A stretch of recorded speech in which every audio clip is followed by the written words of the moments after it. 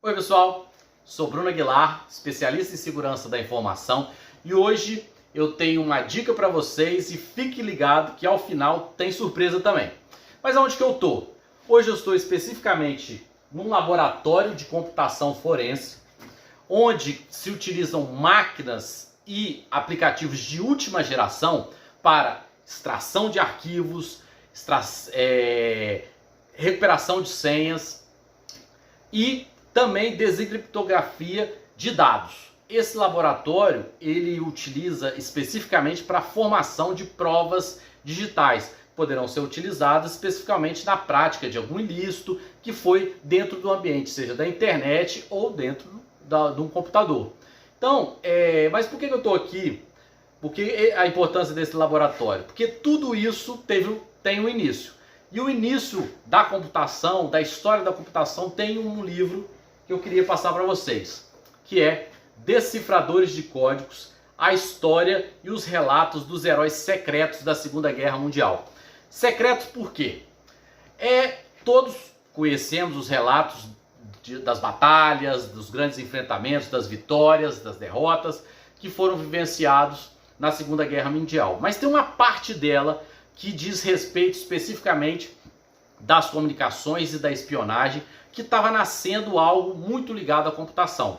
Já tínhamos a espionagem, sempre foi parte das guerras, a tentar descobrir o que estava pensando, a informação ligada ao inimigo era essencial, mas nesse momento a comunicação, principalmente uma comunicação por rádio, era muito presente. Então, entender os passos, a estratégia daquele que estava no campo de batalha era essencial. Então, a Inglaterra monta uma estrutura, especificamente com criptoanalistas, professores de matemática, linguistas e pessoas de diversas áreas que pudessem contribuir na decodificação dessas informações que estavam transacionando por rádio.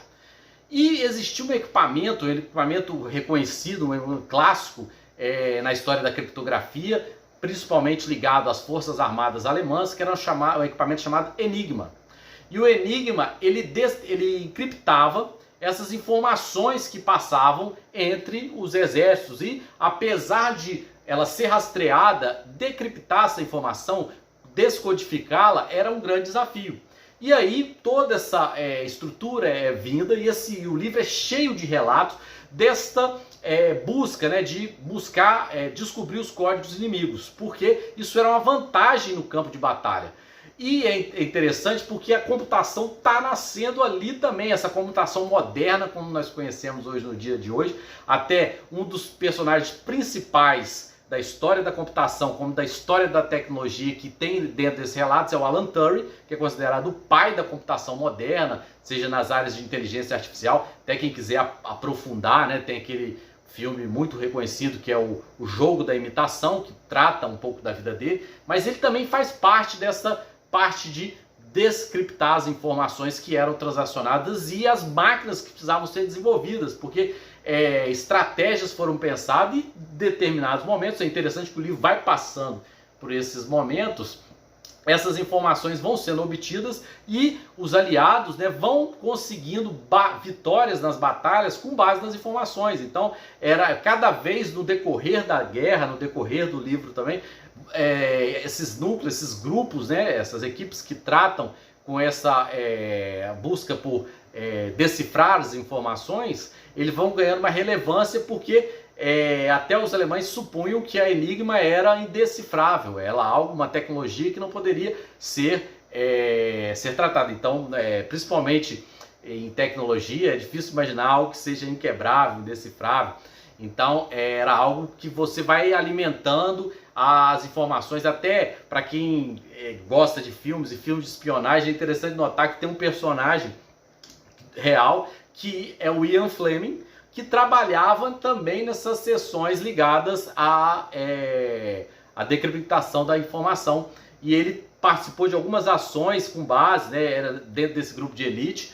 E hoje nós temos aí uma obra clássica dele, que é o James Bond. Então, assim, de fato ele vivenciou a espionagem, de fato ele esteve no campo de batalha. Então é interessante notar toda essa perspectiva do Ian Fleming também. O livro traz, e hoje, os avanços que nós temos da tecnologia hoje com o blockchain, com muitas coisas surgindo na parte de criptografia, é interessante notar que teve um início, que o Alan Turing estava trabalhando, os códigos precisavam ser quebrados, e isso, a internet praticamente ela surge como algo a ser tratado numa comunicação de guerra, né? Ela tinha fins militares em seu início, hoje ela serve à comunicação como um todo. Então é interessante que você também tem esses relatos, recheado desses relatos de pessoas que utilizavam da informação. Até Churchill, em determinado momento, ele precisava recorrentemente dessas informações para as decisões que eram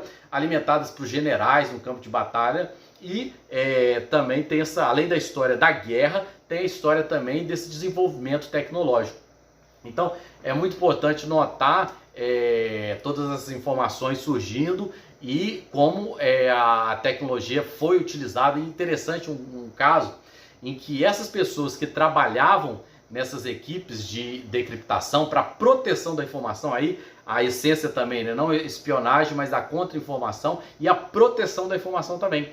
Eles até a década de 70, eles não podiam comentar nem com seus familiares que eles participavam desses grupos, que eles de fato, eles tinham informações quase que do campo de batalha, mas não poderiam comentar, tinham que manter esse sigilo, né? O importante o sigilo da informação, que era uma vantagem quando o inimigo não poderia supor o que estava acontecendo, quais eram as estratégias, né? E no aspecto da segurança e da preservação da informação, outra ideia que eu acho sensacional, que foi colocada principalmente quando a Alemanha nazista já caminha para a sua derrota e o fronte se direciona para a guerra no Pacífico, principalmente com o Japão, os americanos, para preservar ainda mais a informação, porque uma vez que ela fosse decriptada, e também o inimigo, os aliados do eixo, né, também decriptavam as informações, não eram só o lado aliado, era uma constante guerra para quebrar esses códigos. E aí, que os americanos pensaram? Olha, pode ser quebrado o código, mas vamos fazer da seguinte forma: buscaram índios nativos da tribo Navarro, em que tinha um dialeto próprio, e esses índios comunicavam entre si dentro desse dialeto e encriptado. Então, uma vez que o código fosse quebrado, também o que aconteceria é que, em regra, os japoneses não conheceriam a linguagem expressa na língua naval. Então é importante assim também, hoje que a gente vivencia, né, cada vez mais códigos criptográficos, mais sequência, o blockchain se propõe a também preservar essa informação. Então, mas naquele momento eram estruturas bem rudimentares, até o ponto de você buscar nativos para ainda segurar, porque se caso fosse quebrado, ainda tinha uma segunda camada de proteção.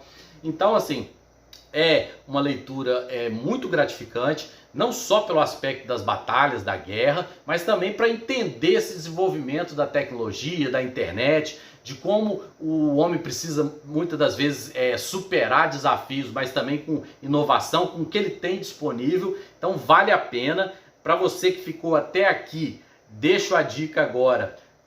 Se inscreva no canal, deixe o seu comentário, porque vou sortear aqui o livro Decifradores de Códigos e vamos mandar para você, para que você possa ler e também deixar seu comentário, o que você achou, o que você também teve de experiência, né?